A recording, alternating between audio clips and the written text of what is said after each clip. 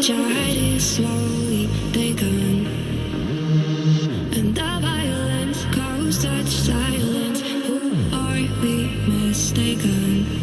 But you see, it's not me, it's not my family. In your head, they are fighting with their tanks and their bombs and their bombs and their guns. In your head, they are playing. That was Zombie, remixed by Besselmorph and Newport. Welcome to the Rise Weekly Review for November 1st to November 8th, 2021. A 4-year-old toddler was shot in South Chicago on Friday. Around 5:45, the child was sitting in a parked vehicle on 8300 block of Saginaw. Multiple people reportedly approached the vehicle and began firing shots. The 4-year-old baby boy was struck multiple times in the thighs and in his hand. The toddler was driven to South Shore Hospital and later transferred to the University of Chicago Medical Center. Reports have only indicated that he is expected to survive. Anyone with information on this or other Chicago crimes can call 311 or leave an anonymous tip at cpdtip.com. A vigil was held on Thursday in memory of a slain 13-year-old boy in Hammond. 13-year-old Thomas De La Cruz Jr. of East Chicago was out trick-or-treating with friends and family on Sunday the 31st. While out, a person in the group had gotten into a verbal altercation with the man who threatened to get a .38 and shoot them. Around 7:30 p.m., the group was walking back from trick-or-treating on the 3600 block of 167th Street near De La Cruz's grandmother's home. A silver car with 4 to 6 people inside drove by, staring at them before parking and getting out. The group from the car that included 23-year-old Desmond Cruz began firing. De La Cruz and another team were struck by gunfire. The other team was hit in the leg and survived. De La Cruz was taken to the hospital where he passed away. Cruz, who is from Gary, confessed that he fired shots with others, although he claims he shot above their heads. Anyone with information on crimes in Hammond can call 911 or the Hammond Police Department at 219-852-2902. A shooting in Calumet City on Monday left a 17-year-old dead. 17-year-old Mikhail Cook was found by police with several gunshot wounds around 5:50 p.m. on a 1400 block of Lincoln Place. Cook was taken to Franciscan Health in Hammond, where he passed away from his injuries. In related news, around 12:13 a.m. on Friday, the Illinois State Police Emergency Response Network broadcast information about a suspect vehicle being located. Calumet City officers sighted the vehicle and began a pursuit. While police initially lost the vehicle, authorities were able to track it heading north on 994 on 130th Street. Illinois State Police Air Operations assisted in locating the vehicle as officers pursued the driver. The vehicle crashed while attempting to exit on 994 near 67th Street, resulting in a 4-vehicle wreckage. The man tried to escape, but was apprehended by a police dog named Cobra. A female passenger was taken to the hospital with injuries and 2 weapons were found in the vehicle. The identities of the suspects has not yet been released.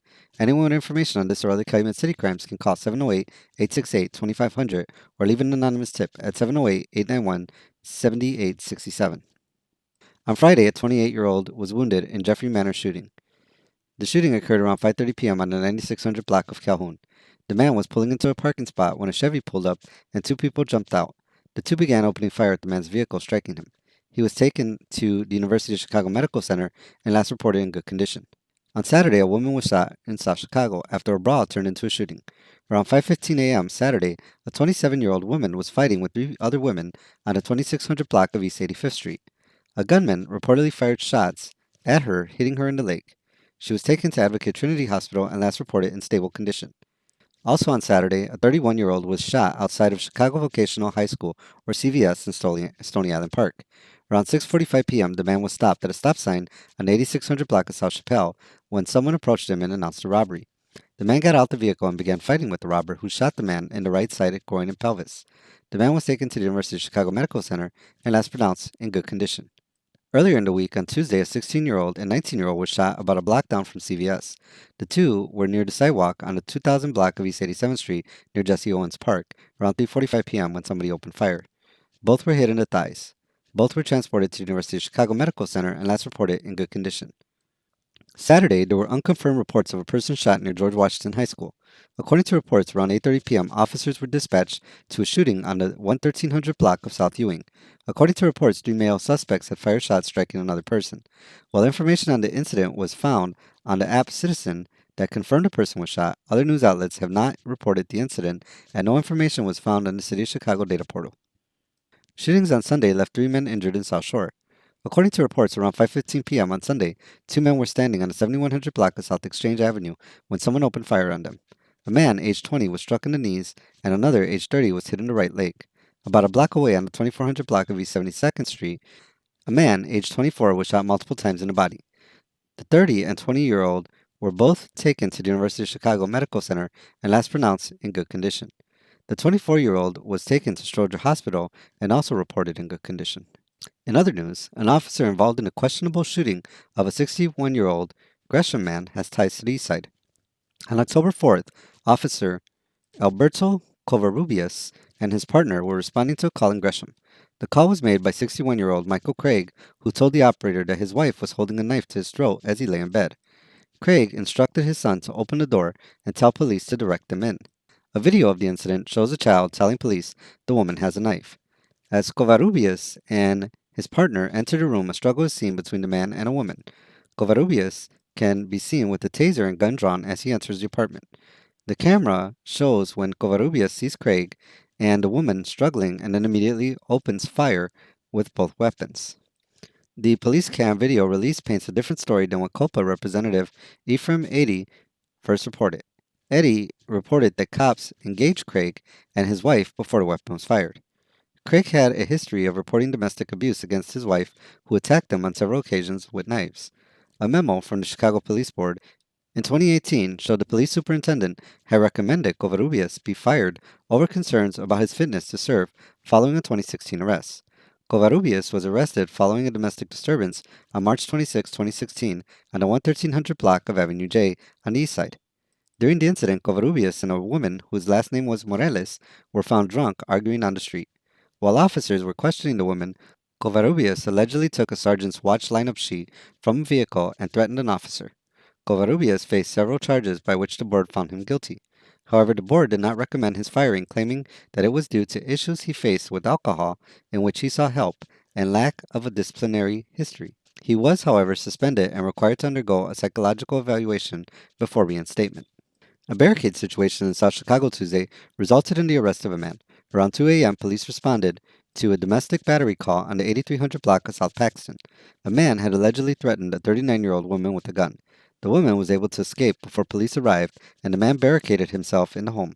A CPD command center and SWAT team were called to the scene. The man eventually surrendered to police and was taken into custody with charges pending. The FBI is seeking help in finding a man who robbed a Chase Bank in Calumet City on Monday the 1st. According to reports, the man claimed to have a gun when he robbed the Chase Bank at 1783 River Oaks Drive around noon. The suspect is described as a male about 5 foot 6 inches with a slim build. He was wearing a black zip-up hoodie, a blue hat with a crocodile logo, jeans, and a black mask. He fled the scene in a Kia K5, which might have had Ohio license plates. Anyone with information is asked to call 312-421-6700 or leave an anonymous tip at tips.fbi.gov. On Tuesday, a 20-year-old man was struck and pinned by a semi-truck in South Deering. The man was helping the truck back up to a driveway near the 10300 block of Commercial around 11:15 a.m.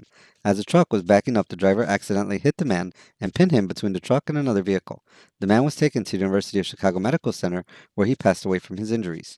The incident was reported as an accident, and no charges have been filed. 2 people were reported injured following a multi-vehicle crash near Washington High School on Saturday. The crash occurred around 12:48 a.m. on the 1500 block of Avenue O. According to reports, a black sports vehicle, possibly a Camaro, had struck a vehicle driven by a 32-year-old man. The struck vehicle then slammed into another vehicle driven by a 29-year-old woman. The sports vehicle drove off heading northbound on Avenue O.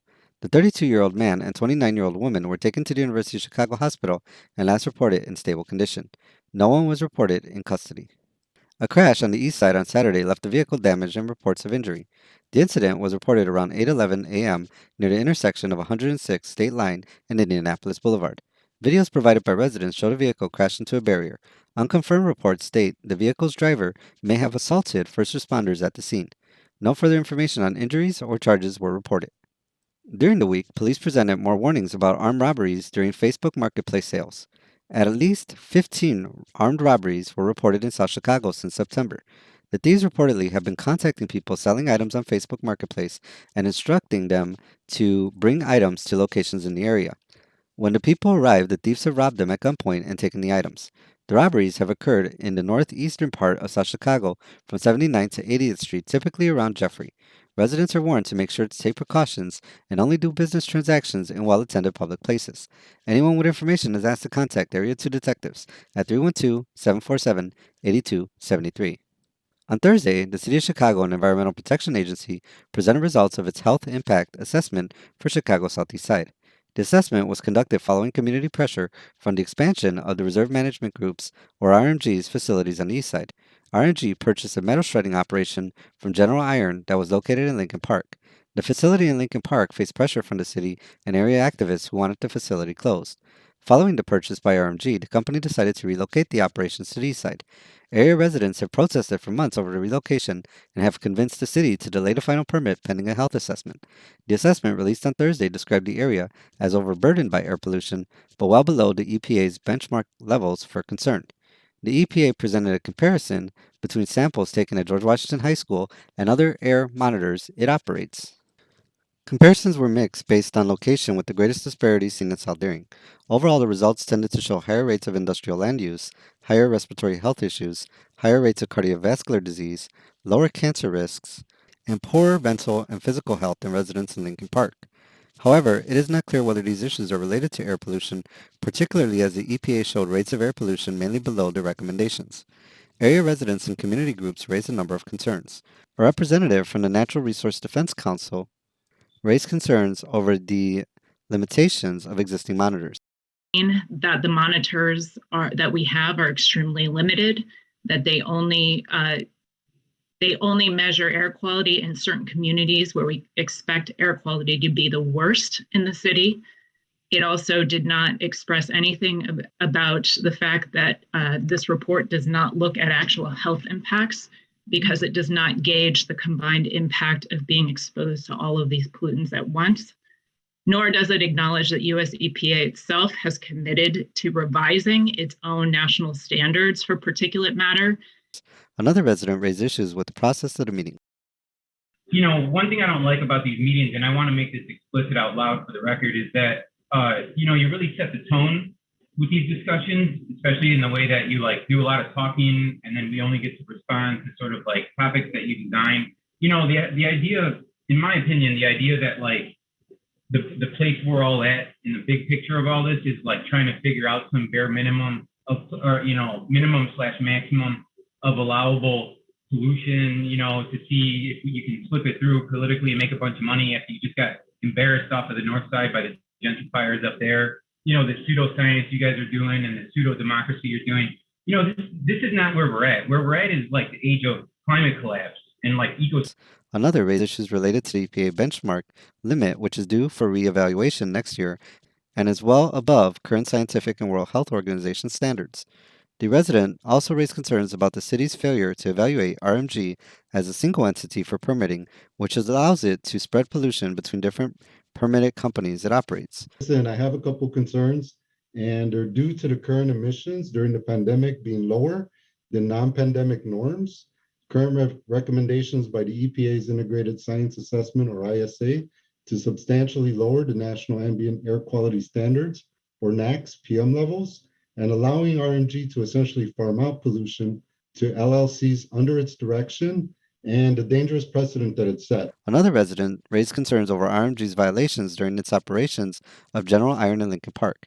City ordinances allow the city to deny a permit for an entity that has violated regulations within 3 years of applying for a new permit. Okay, so if you are using past violations and citations that were given, why was it excluded that under RMG's control of General Iron, there was an explosion of a shredder that they want to move into Southside Recycling? Why was that excluded from the presentation? And finally, on Saturday, groups held a free COVID vaccination event at the Zone, located at the Eastside Plaza.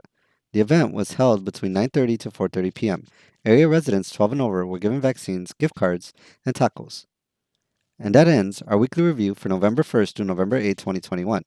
Thank you for joining us for this week in review. Peace. Another mother's breaking, heart is taking over. When the violence causes silence, we must be mistaken. It's the